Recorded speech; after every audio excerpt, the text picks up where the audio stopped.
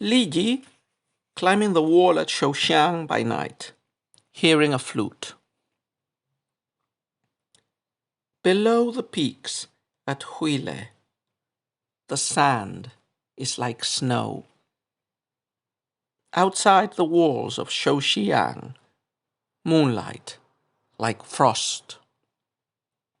I don't know where he plays his simple flute, but all through the night, our soldiers think of home. So, we continue with heptasyllabic quatrains.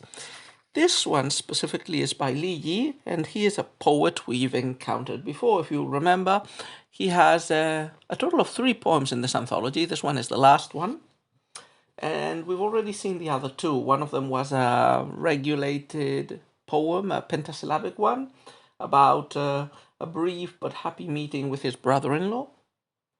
And another one, I think that was a pentasyllabic quatrain about a woman who lives in the Yangtze River, lamenting that she married a merchant who lives far away.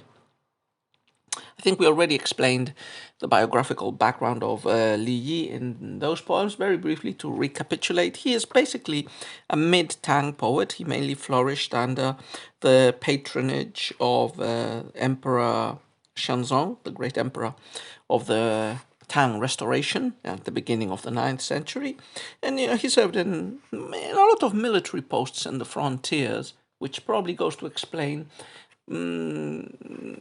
the probable big number of poems he has on military matters and the reputation he got as being a very good poet of frontier poetry, just as this poem that we've just read is an example of that subgenre.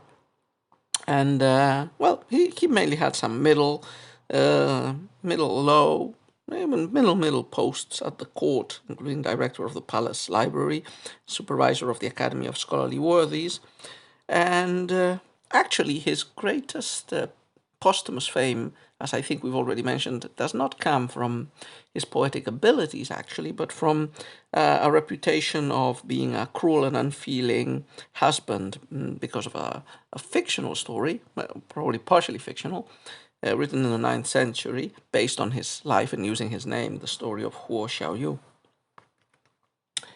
Anyway, moving to the poem itself. As we said, this is a frontier poem. Quatrains are very synthetic, but the story, if we want to paraphrase this poem into an anecdote, the story would be that there's somebody serving in the frontier in the northwest, in what today is the inner Mongolian region. At that time, the extreme borders of Chinese control, and an area that was definitely un-Chinese from their perspective because of climate and culture and peoples and so on. So there's this man, he's serving in a frontier town called Shouxiang, probably in the military, and in a wakeless night, while he's climbing the wall, perhaps he's on guard or on duty, he looks out at the plain in front of the city. He looks beyond to the mountains in the background. He hears the sound of a reed flute, a very simple instrument, and he feels and shares probably that feeling, a feeling of nostalgia and homesickness with the other Tang soldiers who are in this remote and relatively miserable frontier area. So the topic is pretty straightforward. It's, as I said, frontier poetry.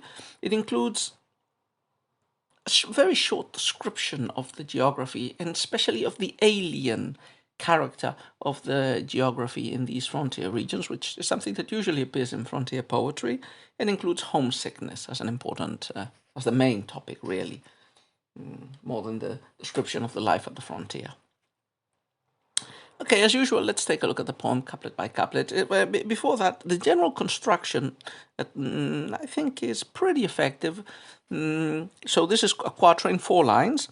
It's interesting to see how the first 2 lines focus on visual impressions.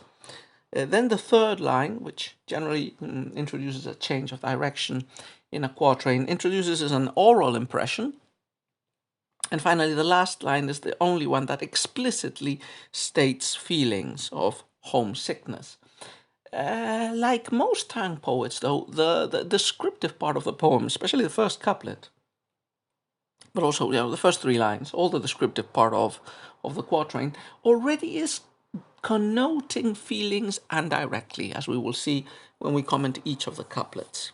And remember, as we've said a lot of times in this series, apparently neutral descriptions of landscape are seldom completely neutral descriptions of landscape in Tang poetry, where the landscape is generally associated with some conventional feelings that are meant to be aroused or evoked when that landscape is just described.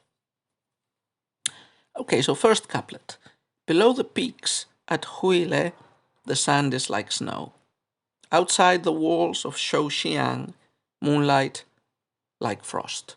Now, this first couplet is a very good example, at least in the translation, and I imagine it's so in the original, of perfect antithetical parallelism.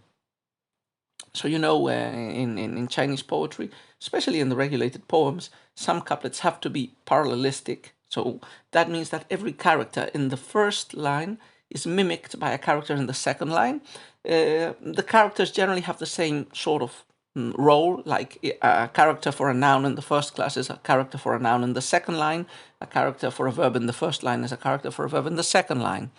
Generally, the second appearance has a different meaning from the first. It's not just a synonym, it's more of an antonym or a different word. And this creates a certain impression. Here you can easily match in the translation word by word. So below, outside, peaks, walls, Huile, Shouxiang, sand, moon, snow, frost. So it's very, very easy to see the parallelism. So the first couplet begins with two impressions. It's giving us a foreign landscape, and part of that foreignness is connoted in different ways. First, it's connoted by different exotic names, like Huile and Shouxiang, for a Chinese reader of the time, would have immediately evoked the frontiers of the Northwest. So the poetic persona is close to those peaks and outside the wall. So below the peaks, I imagine that the poet is. We have to imagine that the poet is in Shouxiang. He's climbing the walls and he's looking out and looking down. While looking out, he would probably see the Huile Mountains in the faraway background. And looking down from those mountains, he would have seen a plain, all covered with sand. Also, from the walls, he could have looked at the immediate surroundings of the city, just outside the city. In the sky, he would have seen the moon, and on the ground, he would have seen the reflection of moonlight, probably on the same sandy terrain that is extending below the peaks of Huile. So the first couplet is about visual impressions. And what are those impressions? They're part of what sometimes Japanese poets of the Kokinshu tradition called mitate, I think, elegant confusion. There's this beautiful association, metaphorical association between two things that look alike. So here, the sand, this is a desertic area, very different from the Chinese heartland, an exotic landscape with big deserts. So those big sandy deserts extending at the foot of the mountain, what do they look like? Well, under the cold moonlight at night, shining probably whitish under the reflection of the light, they look like piled snow. And the floating moonlight over the ground, at the top and also on the ground, close to the walls, looks like frost as well. White, shiny, cold frost. Now the images make sense. The sand can look like snow or frost under a dim light. But again, here we already have the transmission of feeling. So snow and frost might be beautiful, but they are cold. They are, they are unpleasant, especially if you're not wearing proper clothes. So the tone of the couplet is already connoting through these foreign landscapes in faraway places and through the cold of the images, the coldness in the heart of the poetic persona. Like he's feeling cold, he's feeling lonely, he's feeling homesick. So already this evocation of coldness, of objects of cold like snow and frost in the poem is denoting the inner psychological coldness of the poetic persona and of the other soldiers who would be there with him. And these are visual impressions of cold, also an exotic landscape. Let's continue now with the second couplet, which in the first line will continue to push on this. The first couplet, as is usual in a lot of these poems, is like more objective, descriptive, and more natural. The second couplet moves actually to the human sphere. So, I don't know where he plays his simple flute, but all through the night our soldiers think of home. So the third line introduces, as I said, a human element. This is not a natural sound, it's a human-made sound. Somebody somewhere is playing a reed flute. The poetic persona hears it from the walls.